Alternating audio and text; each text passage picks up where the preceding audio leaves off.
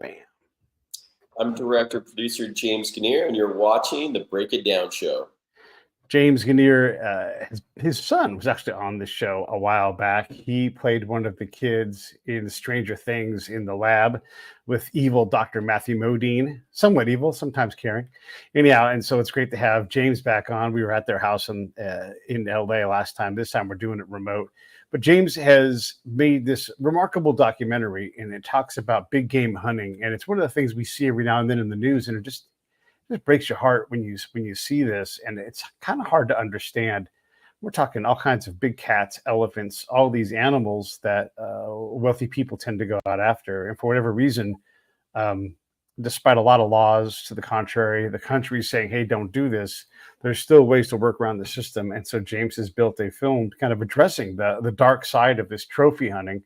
And so I just wanted to kind of throw that out there as an initial kind of establishing what we're talking about, and let you go from there, James, and talk. I guess, what was it's one thing to care about this thing. It's a whole different thing to get a movie made. So how did you get from, we really should do something, to, hey, we made a documentary?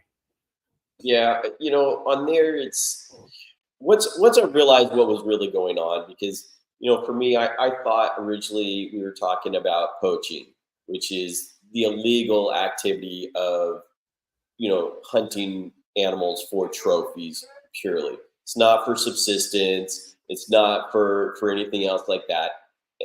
But I realized we were actually talking about legally trophy hunting endangered species. And I was like, what? I was like, there's got to be laws in place for this. Like, we have stuff like the Endangered Species Act. It's like, all of a sudden I realized that these are all things that are labeled certain ways to sell it to us as the public, so that we'll say, oh, we think it's this thing, and so we vote for or pass it, and it's not that thing, and it's something else on there. And the amount of money that's behind this stuff is astronomical. It's like mind-boggling. So, for me, once I really saw what was going on, it was one of those morality moments that we all have when you see something you can't unsee. And you have that moment where you have to decide. There's no sitting on the fence. There's no one in the middle. You have to decide whether you are going to walk away or whether you are going to do something about on there. And I said, I'm going to do something about this, and I can use my time, talents, and ability to do that, which is filmmaking. Right. So, kind of a long answer, but that's no, really, it's a good answer, and there's a lot of questions within that answer, because because I've seen the film. I understand like that dark side that you're exposing. So let's talk a little bit about that. You talk about the money that's in this. Not only are there the people that are willing to spend whatever money it takes to go shoot an elephant, not only the gamification, but also the perceived lobbying to prevent this is actually money that's funneled into the actual propagating of big game hunting. Let me say this in a different way. The big game hunters have worked this system to label things. Let's stop trophy hunting. Put your money in here to enact legislation for this. And that money goes to, you ready for it? The big game hunters who want trophies. So I guess, am I saying that correctly? And is that the money you were talking about? Or are you talking about a whole different pile of money? So, I mean, this is a very complex subject to begin with, which is why I needed to make sure that we made a documentary that laid out the facts so that you could see what was really going on and hear it from actual words of both sides on there. And in addition to that, see the deception that was going on, the paper trail that was going on, all of this, and this is just a small segment of the entire hunting industry, is this trophy hunting industry that's specifically aimed at endangered species, trophy hunting them. So, and kind of the tagline for this, which is killing them doesn't make more of them. I think that is a simple concept that we can understand, but for some reason, it isn't common sense.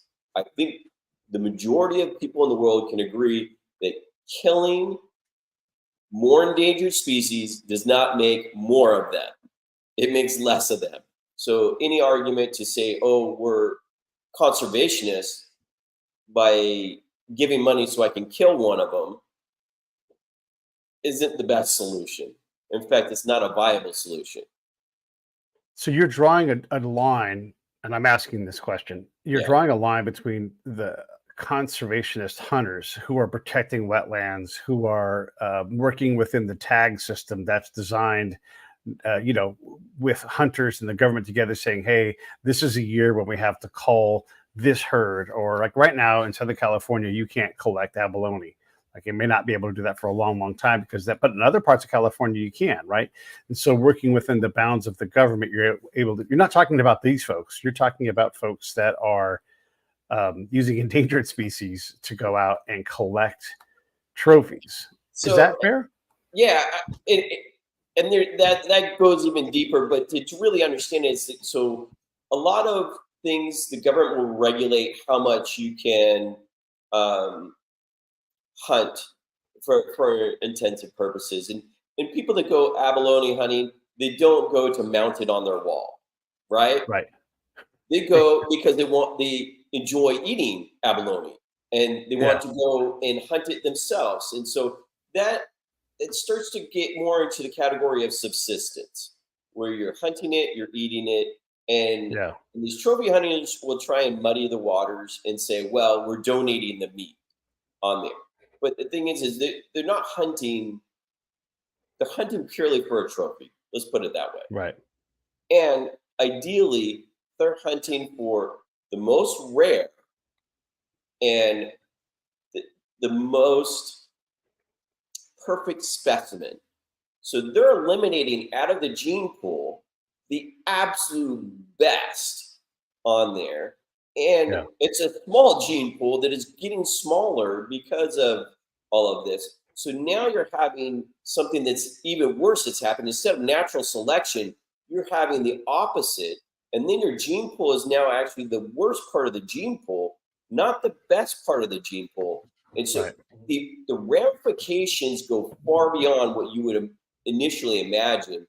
Uh, so the realities versus maybe what's put out in the news or put out in marketing slicks and campaigns. And the film does get into the whole millions upon millions. We're talking hundreds of millions of dollars on here Mm. to disinformation campaigns and to keep things in the shadows so that people don't really know what is going on and what they're doing. So they can continue on unhampered in their activities. Yeah. Yeah. It's pretty shocking watching the film.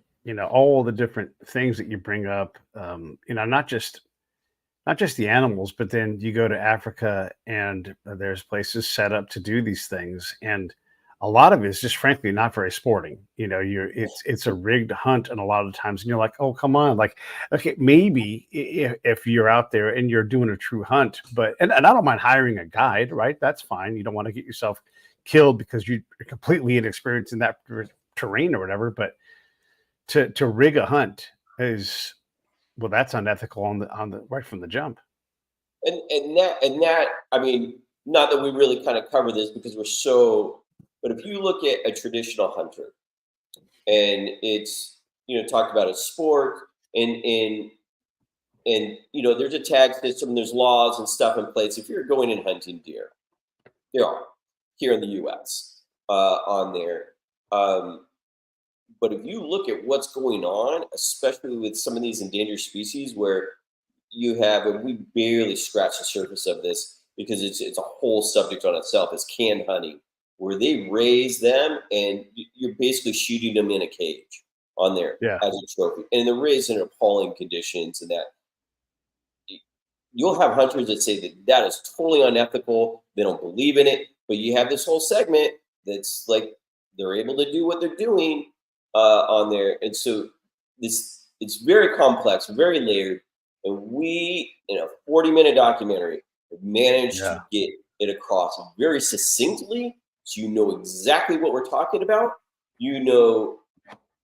And it's pulled out of the shadows you see the documents, you understand what's going on with this particular segment, and how egregious it is. Where they had, I mean, like one of them wasn't even our footage, but thankfully with the laws here, we're able to utilize that footage.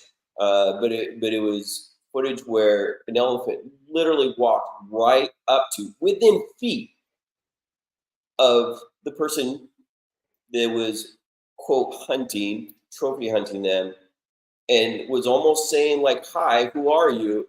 and shot right there. I Yeah, it was was just, uncomfortable. It was the worst moment of the film. I couldn't stand it. I hated yeah, it. by far it is. It's the hardest to watch out of anything. Yeah, And it's not the most brutal, but it is the hardest to yeah. watch in the There's a film. lot of understanding that that elephant sees and is like, oh no, and it's very hard. It's a very hard scene to watch, and it just about elephants for a minute. They're so vital to their ecosystem. They work Oh in conjunction with a lot of other um, flora and fauna to make that whole region work, and you need a certain number of them. And without understanding that, we're so bad in general at understanding how all these systems work together. That elephants and anthills go together to turn those areas into water. Like there's an amazing documentary about that just by itself, and you see that and you're just blown away. You're like, it never occurred to me that elephants and anthills turn into lakes that allow entire ecosystems to thrive. And if you kill that big beautiful elephant, that's the main one, um, everything is at risk. It's heartbreaking when you see that particular scene, and I know why it's in there because it breaks your heart, but it just seems so senseless. The more educated and intelligent we become as a species, the more we realize that everything is connected to everything. Yeah, For so long we believed that things were separate, we could manage them, and the more we get into this, we realize, oh my goodness, everything is connected to everything. One change here, ripple effects all the way over here. That yeah, eliminating some of these elephants, you have foliage that will actually close in. It changes microclimate, and we are already having major climate issues to begin with. I mean, we're hitting, places that are hitting temperature highs that we haven't seen in over 100 years on yeah, there. Not to mention, we're having weather patterns we've never seen before on record happening in places. Like, I was blown away when there was a tornado that happened in, Southern California. I was like, what is going on? That never happens. And then you start having earthquakes where they were never on record before. Like, just yeah. all these different things that are happening, you start to realize, you break something enough, it may not be able to fix itself. And that is causing a problem with the planet that we live on. I used to live in Florida, and you learn about the Everglades when you go to Florida, and you learn that developers were like, "Hey, we're going to put these Melaleuca trees in here. We're going to suck up all the Everglade water and develop, make more land and develop." And then they're like, "Oh crap! One, can't get rid of these trees. They're basically impossible to you can't ditch them. An And invasive two, species. Yeah. yeah, and it was going to be a horrible idea." And so you realize we've always done this. We've always made these errors in like ecology and everything. I recall also when Mount St. Helens blew up in the early '80s, and there was, they got, okay, we can do a control test here. We'll try to reforest this hunk of land, and we'll let nature do their part. Well, nature kicked our ass. They just absolutely dominated. And it's like, oh, we are clowns. We're little babies. We're like innocent little babies in how to manage these things. And so when we see something important like an elephant, and yes, it's very smart. Yes, it's very human-like in its behaviors and its acknowledgement because it's got a giant brain, but also it does this important thing in its environment. It knocks down trees. It does all the things that it does, and without that thing there, being a bulldozer, being an earth mover, the entire thing changes, very quickly, right? And becomes unchangeable because an elephant is incredible, but it can only do so much. Absolutely. And for us, the more we kind of studying this, we start to realize that microclimates are crucial for us, and that altering those microclimates causes like some severe problems for us, Yeah. that ones that we don't even anticipate. When you're making a documentary, you've got a lot of notable people, and they're spread across a lot of disciplines and places. You've got African leaders, you've got Western world leaders. Talk a little bit about your collection of people and how you got them all together for this one project. That's interesting, because like the biggest task from the get-go was making sure that people understood the subject, because I didn't understand it before I went down this rabbit hole on there, and I needed to make sure that people walked away from watching the film knowing exactly what the issue was, what we were Yeah. talking about. And so from there, and because it's such a layered subject, in a very, what's the word? Um, it's an industry that is hundreds of millions and billions of dollars. So on there, there's a lot involved. Yeah. So in order to get that right, and to be believable, because that's the whole thing, is lots of people do documentaries, and they'll be really heavily, leaning one way or another, and so they really feel like propaganda versus anything else. And for me, I wanted this to be very accurate on there, and really represent it in a 360 type of view on there as to the real problem that's going on with this. So that meant Yeah, go ahead. so that meant that, first off, really, to get above the noise and for people to take you seriously, ideally you need a celebrity involved on there. Yeah. Thankfully, we had Priscilla Presley, who was already involved from the beginning on there, executive producer, on-screen talent, very passionate about the subject on there, and a huge help. And then from there, we continued to add experts along the way, as well as one of the issues in the industry, I would say, is there's a lot of animal organizations that are doing some incredible good in the world. Right. The problem is they tend to all be segmented. They're all focused on one individual cause or one individual segment, and they don't necessarily work in tandem with each other and work as a collective. So it would tend to be like if United States wasn't one country, but if every state was its own country. That would be kind of, there's only so much that each state could do.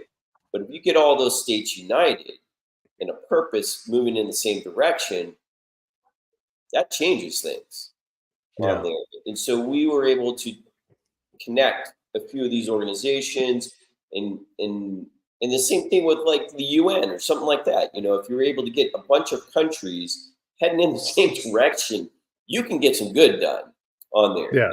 And so we were able to do that with a number of organizations, and some had great data, some had great footage, and some other resources on there. And so, it's really kind of assembling this amazing team piece by piece. There's a lot of work over years on there.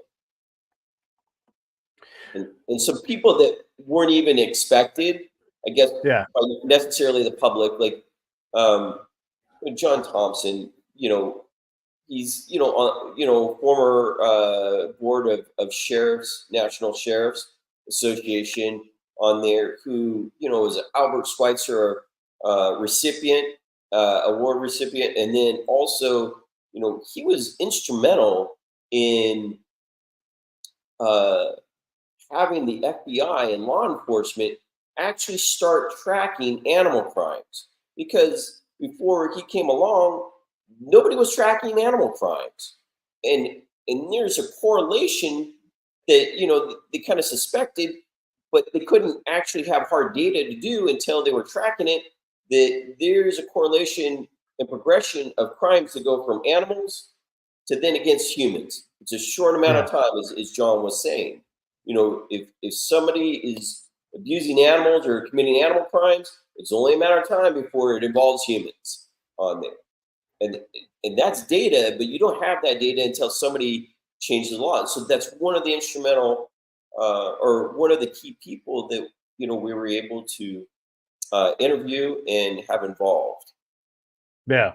When you first make that leap in the documentary, I wasn't ready to go with you on that. But, you do see the elephant. And to kill that elephant, it does take a certain amount of something that I'm not comfortable doing, right? I don't want to harm that animal.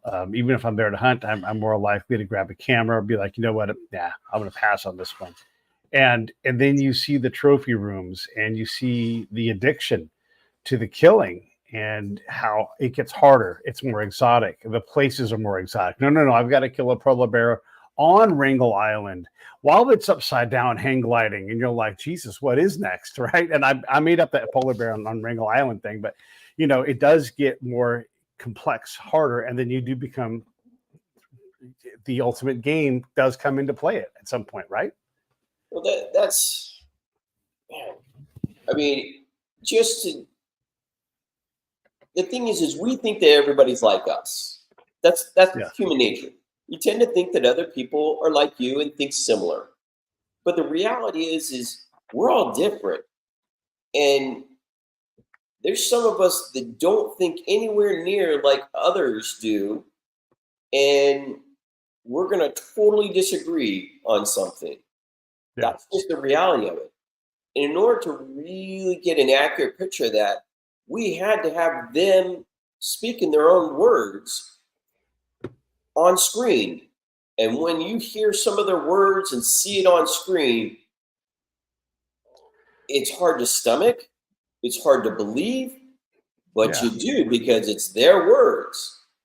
Yeah. And when they talk about this obsession for killing and the high that it gives them, and that high is greater than any other high in life on there, All this. like as Yeah. they start to get into it, I mean, for me, it started to sound like a serial killer's diary. If Yeah. if you like were watching a true crime show, where Yep. somebody, they had like a serial killer's diary and they were describing how each kill was, that's what that sounded like to me. And I was just blown away. I could not Yeah. believe it. And I was just like, people have to see this. They have to hear this. They need to understand the type of mentality and why they won't stop if they aren't legally stopped. If the law says they can do it, they will do it. And even if it says they can't, they might be the ones that cross that line. Yeah. You don't Yeah. know. But, Yeah. when things are legal, but they're not morally ethical, they're not moral, they're not ethical, you really need to change your laws. You need to update your laws because there is a portion of the population that will continue to exercise that right until it is illegal. Yeah.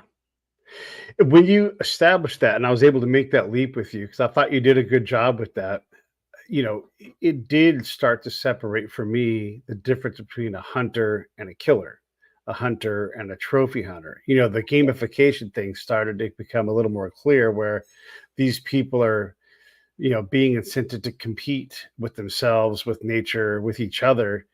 And it's not to the betterment or the population of whatever animals that they're collecting, and it did become a bigger problem. And so I thought you did a good job of weaving the story together that way, and taking something where I didn't enter skeptical, but I didn't enter where I was ready just to just say, hey, big game hunting is bad. I was just like, we'll see. It's easy to take a position where we're going to save the animals at the expense of rich people. That's an easy position to have, but I thought you did a good job of showing why this was something that was inhumane, it was unethical, and had moral problems. Thank you. Yeah, I mean, the more I learn, the more I'm just dumbfounded and shocked, and I can't believe that this stuff is transpiring. But the reason why it does is because it happens in the shadows. What Yeah. happens in the shadows or in the dark, we don't know about. And so it just continues. Yeah. The fact that, you have, somebody that for their birthday bash says, hey, we're going to go buy 20 elephants that we were going to slaughter for my birthday. Like, I didn't want to hear about that. so It first sounds of all, horrible. who does that? Yeah. I don't want to go to that party. Who It does sounds that? terrible. And Yeah. and why? Like, Right. why? And just because you can, should you? Right. And and if you can, should that even be available legally anymore? Should that Yeah. actually be thrown away to the dustbin of history on there, like so many other things that were legal? I mean, there's a lot of horrible things in humanity's Yeah. history that was legal, but totally not ethical or moral. Right. And what does 20 elephants do to the population in that region? It can't be gentle to that region. There's no way that losing 20 is, I mean, But I you got don't to know, realize but I'm, that the elephants, I mean, not to get like too much into it, but elephants are a herd on there. yeah. And they survive not by being by themselves, they survive by being a herd on there. And you usually have, your dominant one, that's the protector on there. And so they're fending off from other predators, is what they're doing. And they're also protecting the young on there. So you can devastate a population by that. The Yeah. population levels are so low now, and they're so segmented. So even you could be like, oh, well, we still have 30 left. Well, yeah, but 30,000 in the world, but how many miles are they away from each other? How many, like some may be in totally different countries versus another. So what is the true gene pool Yeah. that you're working with Yeah. in each one of these segments? And is that gene pool big enough to even prevent collapse on Yeah. there? Especially when Right. you've been picking out the best in the gene pool for the last 20, 30 plus years. And Yeah. we've gone from, 500,000 to 30,000. Like, what are you going to do with that? Like, and before that, we were in the millions. So yeah, it's the ramifications. We're getting to the point where things may not be reversible, and that's a Yeah, real. and maybe millions was not the right answer either, right? And so what is the game community? What do they do and how do they manage it? What is that number? And maybe you do have a tagging system, but 20 in one area seems like that's just you don't do that with deer. Even if there's an overpopulation of deer and you're going to cull a Yeah, bunch, they cull them very specifically, and it's not for a party. It's it's a different thing and altogether. despite where you may stand on the whole spectrum of hunting, Sure. my appeal is this: if a species is endangered, dude, you shouldn't be able to go and trophy hunt them. Yeah. Yeah. Let them recover, at least at a bare minimum. I think that should appeal to even some of the furthest reaches of hunters on there. I think that that's something that the majority of the population in the world could agree on. Yeah. You How know, are the African countries with all this stuff? Where are they at? Are they permissive? Are they, just there's so many African countries, and I know, look, state to state, we're impossible to get us to agree on things. So here's a how is crazy that? thing about so Roger Gale, member of Parliament, is senior member of Parliament in England. And I've met with him, in Parliament before the last vote, which ended up passing in the House of Commons on banning, bringing the trophy hunting specimens into the country on there. Here's the thing. He said flat out you know what? Wasn't him. I just crossed wires. It was Will Travers. Born Free Foundation, Okay. said, in Africa, there has been no historic tradition of trophy hunting ever. That this Okay. is strictly a Western activity that was introduced by, Western white males and is continued to be dominant by them. So going to Africa and taking their resources. Now, when you put it that way, it sounds pretty horrible, but you do Yeah. need to look at it in that light as well, because Yeah. it's their Yeah. resources, not ours, on there. Right. And Right. there's Right. arguments on all of that, but you asked about Africa, and they do not have a tradition of trophy hunting. That is strictly a Western tradition. Yeah. So, how do they deal with the legal choices that they have to make? And I guess, how do they get along about that? Some countries, and I think this is from the film, are more in favor of photo safaris as opposed to trophy safaris, that kind of thing. So, how do they? And it's one thing to set a law, it's another thing to be able to enforce it. It's a different thing altogether to actually actively go out and punish people who break your laws. Yes. So first off, let's just certain countries. Well, let me just back up and say all countries you would think would be able to set the laws as to what they believe, right? Right. That's what we would assume on there. But as we dig deeper into it, you realize that the organization that we talk about in the film, which also the Humane Society International has deemed the worst perpetrator in the world on there.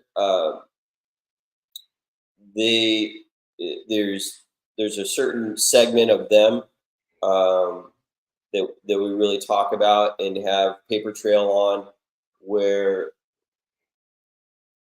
they're spending hundreds of millions of dollars in, you know, disinformation campaigns Yeah. to make it seem like Africa wants this, that all the countries want this to happen, when that's actually not the fact. And Edward is the one who really talks about that in the film on there. And so he kind of gets in and really touches on that subject. And then you have laws that were put in place, and then lobbying and other forces with this money are able to get loopholes put into those laws so that they can continue their activities, or they'll flat out be overturned altogether on there. And so there's that constant pressure that's being put on these countries to overturn those laws, prevent those laws, or put loopholes in those laws so that they can continue their activities of trophy hunting endangered species. And how has the U.S. been in terms of their desire to at least stymie the flow? Like, it's one thing if you're going to smuggle, okay, that's a different category. But how do we turn off the legal flow of trophy specimens? I mean, that seems like something that is. I mean, I got to believe most Americans are like, please pass this law and please enforce it. FBI, customs, whoever else is involved in that practice. Yeah, and so Eduardo talks about this as well. The majority of the public, they want these laws passed, and the ones that don't know that they aren't passed think that they already are passed on there. Mm, For goodness sakes, that's the category I was in. I thought laws were already in place to prevent this stuff from happening right. on there. So the public wants it. They do. Um, so what was the question after that?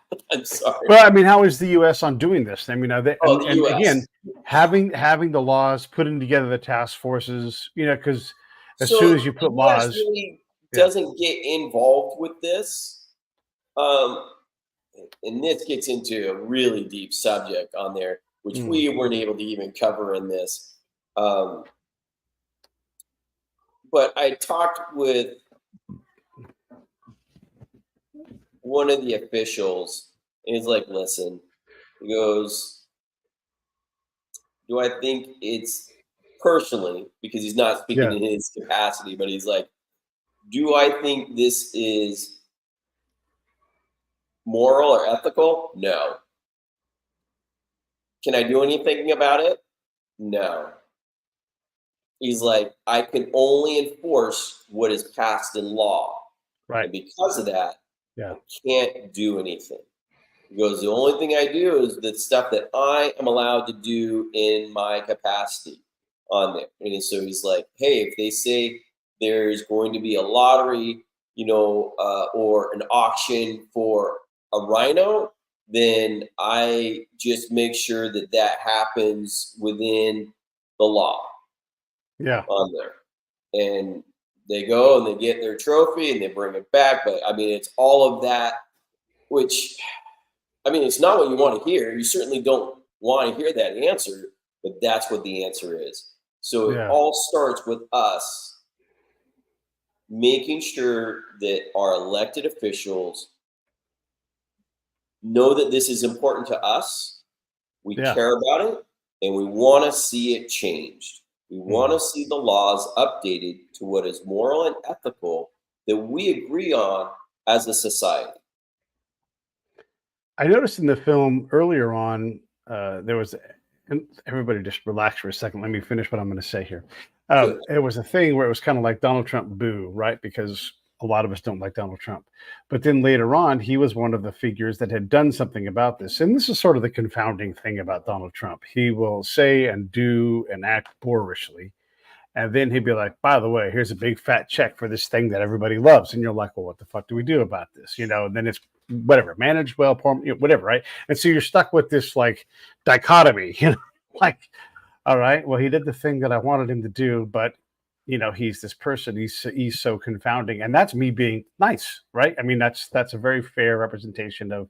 He'll come out and be like, I wrote this check for this animals, and I signed this executive order, no more troop, and I don't know whatever it was, but there was this positive thing, and then he won't stop there. He'll say some more ridiculous things, insult someone who has some kind of incapacity, and then walk off the stage, and you're like, what, so we have this conundrum with these leaders, whether they're Donald Trump or somebody else, where even if they do something, the next one might come in and wipe it off the books. And it's just such a mess when it comes to our federal lawmakers to get them to focus, pass something that's clean and says, hey, we're simply not going to allow big game trophies to be trafficked federally, or each of the 50 states says we're each going to knock this off, and that takes a lot of work, takes a lot of influence, takes a lot of money.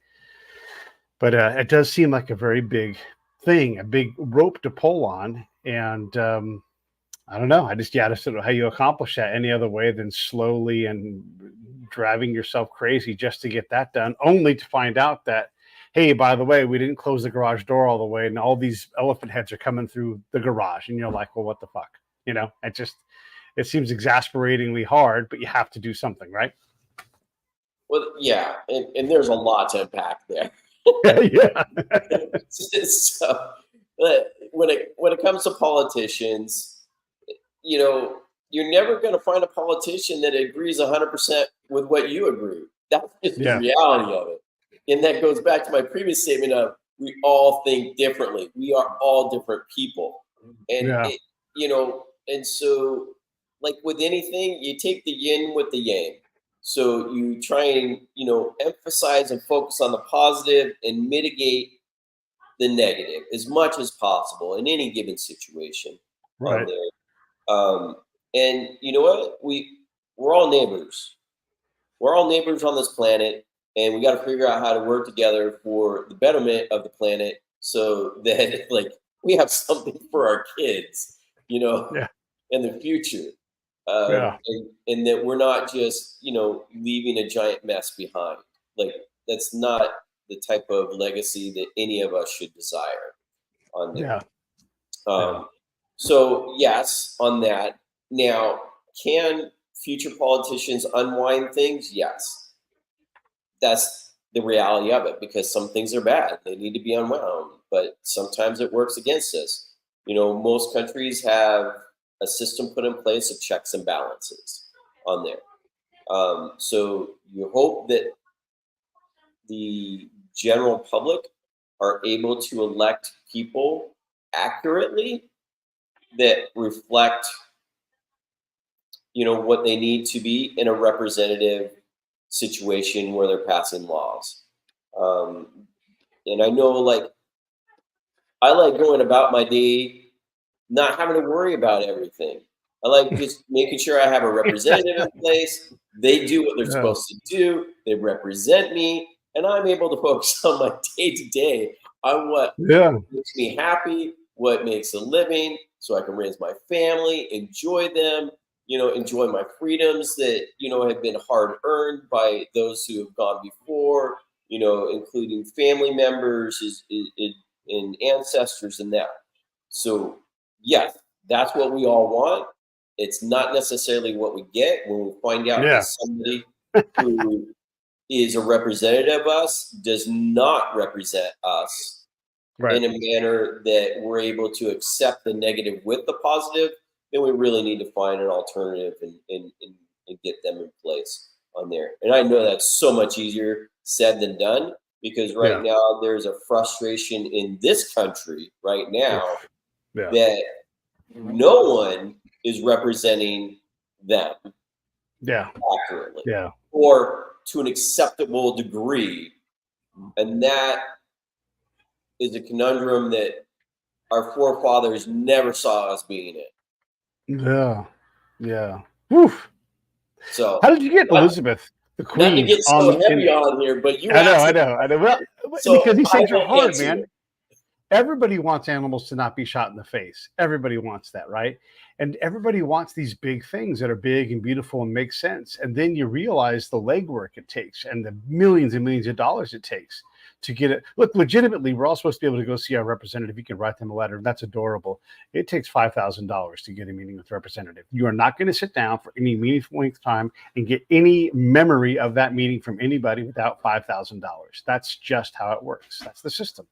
And so I bring that up not to be heavy, but to be factual, like to change these things. And then to have someone say, no, we're actually going to enforce this. Well, we're not supposed to drive 80 miles an hour on the freeway in California, but we all do, So there's all, it's the world we get to have and the world we want to have. And it's hard. And so when you see something like this that pulls so heavy on the heartstrings and makes so much sense to do, we all have to help you guys out, is what I'm getting after here. We all have to do our thing and really write those letters, because if I write a letter, it does nothing. But if a bunch of us do say, hey, this is important to me, I want you to watch this, and I want you to do something about this, write some legislation. As a matter of fact, I'll write it.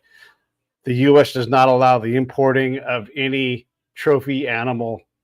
Boom, done, sign, and you put Mr. President, whatever Mr. President or Mrs. President, and whatever their name is, and then you go, here, submit that to Congress. Done, 20 minutes. Yeah. But it's never that easy. It's just never that easy. Well, there's an interesting thing, because typically there is an email inbox on there. And Yeah. if you're a representative and you start getting like emails and it's like, oh, I got one random email on a subject, whatever. Yeah. But if you start getting like 5, 10, Yeah. and you have your representative area, maybe isn't that big on there, you start to go, wait a minute, this population, kind of like Nelson ratings, that these 10 letters that I got actually represent way more people who That's didn't right. take the time, but these people are friends with and talking with on Right. there. And that's Yeah. where a single vote really does make a matter Yeah. in influencing your representative Yeah. on there. And Yeah. so Yeah. that, and then having a film like this screen, if we screened this in the House of Commons. It influenced the vote in the House of Commons. It passed there. We also needed to pass in the House of Lords. We also needed to pass here in the US. So as many conventions as we get booked in, and we're able to go ahead and do a screening, even if it's not a full screening of the 40 minutes, but a portion of the screening, if we're able to do that, speaking engagements, Yeah. things like that, the larger the population that becomes informed, and the more that it speaks out and the more press that happens, one thing we do know is politicians respond to pressure. The more pressure, they respond to two things. One, money. So if you have contributions and lobbying, we know that works. There's lots of industries that lobby, and they're able to get laws put in place because they've got money and they can bring it to the attention and that.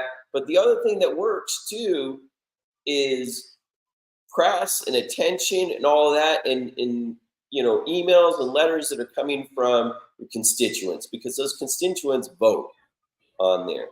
And the more organizations that get involved, that have a bigger email list, the easier it is for that pressure to be on, and for them to know that it really is an issue that we care about and that we want to see happen.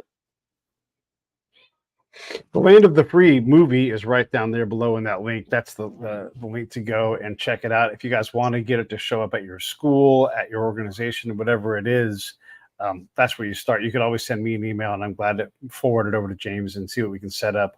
I can't encourage you guys enough to watch this thing. It really is powerful. You hear us talking about it, and it just it's alarming when you see the amount of money, the amount of influence to go do this thing that is really uncomfortable to watch and think, yeah, I'm cool with these people doing it. I don't care if they're wealthy or not. I care that they're doing something that seems to be needlessly harmful to animals in a way that just makes you uncomfortable to watch it. So down below right there, that's the link. Go there to Land of the Free movie, and then you'll find it. Okay, so you got the Queen on this thing, Queen Elizabeth, back when she was alive. Yes. How the heck did that happen? That's pretty remarkable. I really have to thank, Sir Roger Gale for his involvement. I mean, I know how precious his time is, and I know how many important issues he has to address on a regular basis on there. But for him being able to answer questions and be able to point us in the right direction and how to acquire footage like that, and to make sure that we're informed, it's invaluable. It really is. Yeah. On there, and it's not just that for that specific footage, but this is all along the way with every person that is come to be involved. They've just brought so much to the table that we would have had. I would have never had the reach. Our film, my producing partner, Lynn Santer, like, we never would have had that reach without these relationships.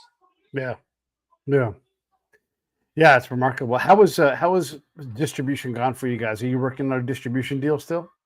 We're starting to work on that now, actually. So the important thing for us was to, plan wise, was to get just a really incredible film. Just every second is packed on there, and it was mindfully put in place on there. And then at that point, to go through different festivals so that people around the world could actually see it. And then, we received a number of accolades just across the board. And of course, you were able to come to the screening at the Man Chinese or the Grauman's, or I guess it's now the TCL theater, Chinese theater, right there on Hollywood Boulevard. At the Dances with Films Festival, which is, a wonderful tier 1 festival that distributors come and actively are looking, for films to acquire on there. And, so that's really important for us. So that, it's not just the incredible all-star team that was put together to make it, but then also to receive all the accolades. And now the distributors already know what they're looking at. You're pre-qualified, you've made it through the gatekeeper system in Hollywood now, so that we can talk about meaningful distribution. And that's so that we can get it out to more people in the world, and really have them understand what's going on and make a change. Because this is a social change, a social impact film. Yeah. Yeah, boy, and you nailed that part of it. You did a tight 40 minutes. Do you have a 90-minute version as well? I got to imagine you've got hours of stuff in Africa and showing more of that too. I mean, it must have been a brutal cut to get the 40 minutes. We have a lot of footage. There's no doubt about it. And with more of a budget, we could Right. end up having easily an entire series that dives deeper into this and goes into these different layered nuances of what's really going on, so the public can understand even more of what's going on, and they can understand the differences of everything and what they may agree on and what they may not Yeah. agree on, um, and that. So yeah, there's more. Would love to be able to take this to a series. I take seriously the stewardship over things that I do have stewardship over. Yeah. Uh, and I do believe, and this probably comes back, from early days training as Boy Scout, is to leave things better than what you found them. Yeah. You know, Yeah. What's wrong with that? and it's kind of a simple code, on there is just leave them better than what you found them, and Yeah. I was fortunate enough to really be involved in the Boy Scouts and ended up achieving the rank of Eagle Scout, the youngest ever. And since then the rules have changed and that, and it's not even possible to achieve it that rank at the age of 11 now. 11. Jesus. That's crazy. Wow, Yeah. man. So Yeah. This kid's getting their arrow of light, and you're like, and I'm an Eagle Scout. I was just super motivated. It was a goal that I wanted to Apparently. hit. Wow. Yeah. I enjoy learning. I enjoy learning new things. I enjoy testing them and incorporating them to make sure that I really know and understand them, and then to turn around and teach somebody else. I really enjoy doing that, and to see if they're able to duplicate it after teaching them. If you can do that, you really know something. Yeah. Yeah. One of the things I learned in scouts when they talked about like leaving a place better than when you found it, it doesn't have to be perfect, right? It's like, no, it's we've been here for an hour. Pete, it's okay.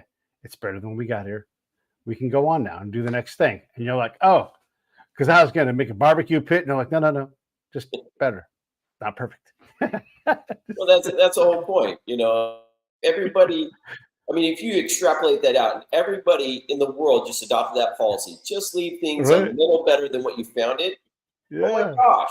Like, how much better would the entire world be within just 1 year? Yeah. Yeah. Astronomical. You Yeah. know. Yeah, totally. Well, everybody, look, I don't want to take any more time. If you got something else you want to talk about, we'll do that in a second here. Down below, that there, land of the free movie right there.com.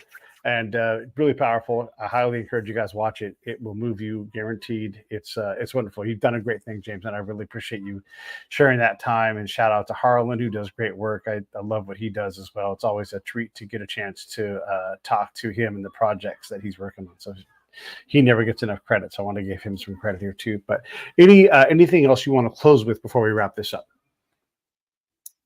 Oh gosh. um, if anybody really wants to, help out, and they feel so inclined to reach out, we'll put you to work. I mean, I warn people, like, the first film I directed was a narrative feature, Rekindling Christmas, and we ended up getting nominated for an Emmy, which was a real surprise for me because typically Christmas films aren't considered like Emmy worthy. Right. But super thrilled with that. But I had somebody that said, "Oh yeah, what can I do?" And I was like, "Well, are you serious? Because if you're serious, I'll put you to work." And they're I like, "Yeah, got I'm work. Yeah. serious," and I put them to work. And I'll tell you, like they're like, I had no idea how much work this was. I thought I was fit, but then I realized, like, and I work out and stuff like that. But it's like being on my feet after 4 hours all day, like Yeah. So, it's like, I just need to know how much you're willing to do, and I will put you to work on There there you go. because, Yeah. every set of hands helping really helps. And Yeah. even if it's just a little bit, that's fine. Just like the concept, leave things a little better than what you found them. But if There somebody's you go. willing to do even more heavy lifting, and it's in whatever capacity, some of our folks, they weren't able to do much for us in maybe activities as much as they were able to donate money. And so the funds that they donated are what made this possible. And now it's how they could contribute. They're like, hey, listen, we make a lot of money doing what we do. We don't have the time or capability of doing what you guys do. So here you go. You take it and you run with it. That was how they contributed. Other Yeah. people, our editor. Oh my gosh, our editor is amazing. And watching the film, you'll see what I'm talking about Totally. Yeah.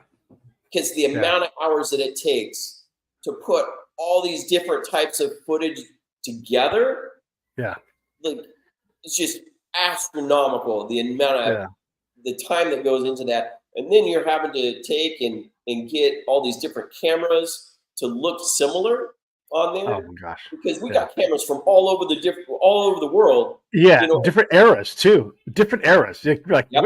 yeah, I was marveling at that for sure. Just for the audience, you think about a documentary that lasts an hour and a half. Every 3 to 6 seconds, you're changing the shot. And Mhm. their shots come from a variety of cameras over a variety of decades, over a variety of lenses.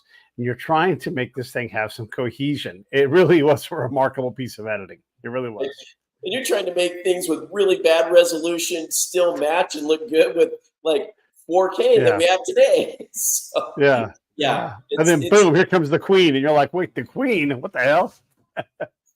It all went together though, man. It went all together. Well, thank you so much. Yeah. Seriously, if you guys want to get involved, again, email me, peter@breakitdownshow.com, and I'll get you over to James and he'll put you to work. I promise you he will. Hey, any one last thing? Otherwise, I'm going to roll the credits here. gosh, All right. thank you for having us on. Really appreciate it, Pete. No worries. Stand We by. just need Hey, more of thanks it. for watching the show. I really appreciate it. Right here, you can subscribe. Please do that. It makes the show grow. Hit that notification bell so you know which incredible guest is coming up next. Down below is the PayPal link. You can put a small subscription in. That is an enormous help. All that money goes right back into the show. And then right up over here are the next episodes you should listen to, curated by yours truly. Thank you so much for watching The Break It Down Show.